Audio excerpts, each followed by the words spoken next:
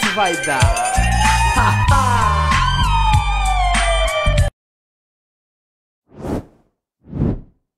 Merhaba arkadaşlar, bugün TikTok ve Instagram'da trend olan GTA efektini size nasıl yapıldığını göstermeye çalışacağım. Hemen başlayalım isterseniz. Öncelikle kanalıma abone olmayı ve like atmayı unutmayın. Destek verebilirsiniz. Teşekkürler. Önce arkadaşlar izleyelim. Bunun gibi olacak. Ben biraz derme çatma yaptım. Öncelikle yapacağımız videoyu açıyoruz. Oradan bir ekran görüntüsü alacağız. Videomuzu açıyoruz arkadaşlar. Ben 2 saniyelik bir video açtım. Hemen kolay olsun, hızlı olsun diye. Buradan ekran görüntüsü alıyoruz. Nereden yapmak istiyorsak size kalmış. Ben mesela bu taraflardan almak istiyorum.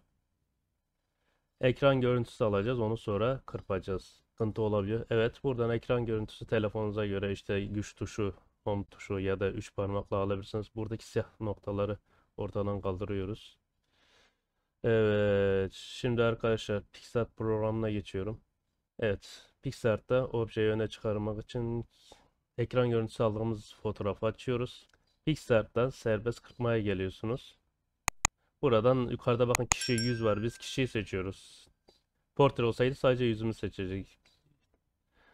Bu kadar. İstiyorsanız ince, daha ince siz çalışabilirsiniz. Mesela bakın bacak aram benim biraz şey olmuş. Onları ortadan kaldırabiliriz. Nasıl kaldırabiliriz? Bir geriye gidiyoruz. Orada silgi kısmı var bakın. Eksik olan yerleri fırçayla tamamlıyoruz. Fazla olan yerleri silgiyle. Üstüne bir defa tıklarsanız silginin boyutu ortaya çıkar. Bu şekilde daha ince çalışmak için, daha hani kaliteli bir çalışma olması için siz böyle çalışabilirsiniz. Ben size anlatmak için böyle üstünkörü bir şeyler yapıyorum. Video kalitesi de iyi değil. Siz ışığı tam alırsanız, daha iyi kaliteli bir makineyle çekerseniz daha iyi sonuçlar elde edebilirsiniz. Evet. Kısaca böyle. Zaten PicsArt otomatikman seçiyor. Normalde GTA efektini PicsArt'a verebilirsiniz ama ben ToonMe diye bir program var. Orada daha gerçekçi, daha güzel, hem daha kolay. Hani uğraşmaya gerek kalmıyor. O yukarıdan kaydediyorsunuz PNG olarak. Şimdi ToonMe var arkadaşlar.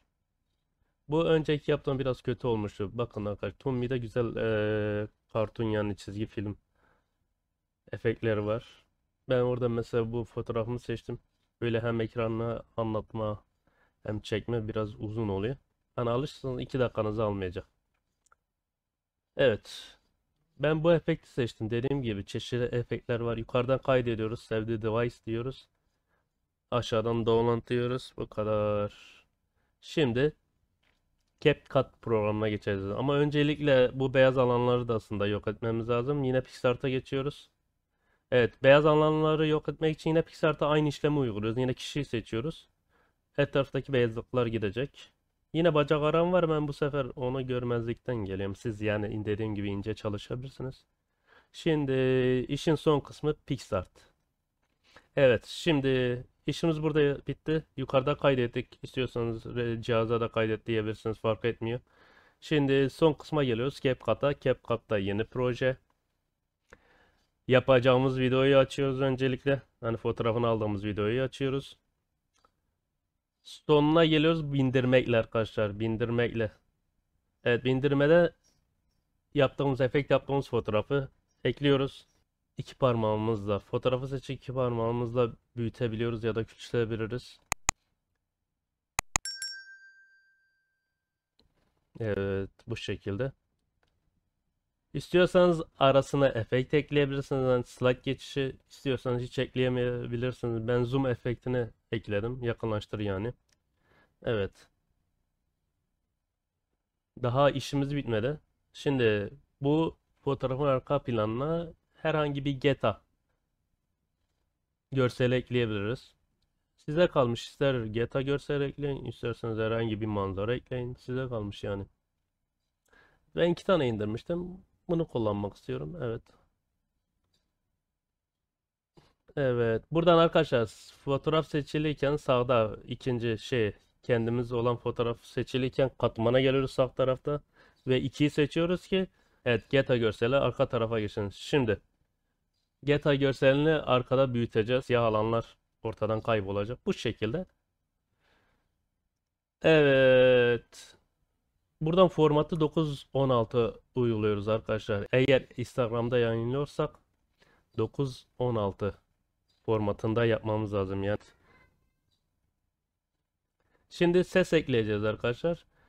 CapCut'ta hem videodan direkt ses ekleyebilirsiniz ya da öncelikle indirmişseniz bir MP3 WAV formatında varsa ekleyebiliyorsunuz. Mesela ben videodan çıkaracağım. Evet, evet. Bu şekilde ekliyorum.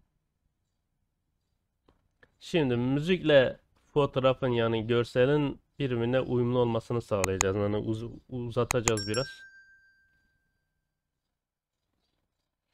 Evet. Müziğin bittiği kısım arkadaşlar bakın altta mavi çizgi var ya videonun altındaki mavi çizgi oraya kadar çekiyoruz. Dediğim gibi süresi her şeyi size kalmış. Evet bu şekildeydi arkadaşlar. Evet. Şimdi bir izleyelim arkadaşlar. Bir izleyelim bakalım. Vem o que isso vai dar? Evet bu şekildeydi videomuz. Dediğim gibi anlatım biraz uzun olabilir ama daha kolay, daha basit. 2 dakikada yapabilirsiniz. Yukarıdan o kısmına basıyoruz, kaydet diyoruz. İşlemimiz bu kadardı arkadaşlar. Beni dinlediğiniz için teşekkürler arkadaşlar. Abone olmayı, like atmayı unutmayın. Instagram'da da paylaşım yaparken beni etiketlerseniz memnun olurum.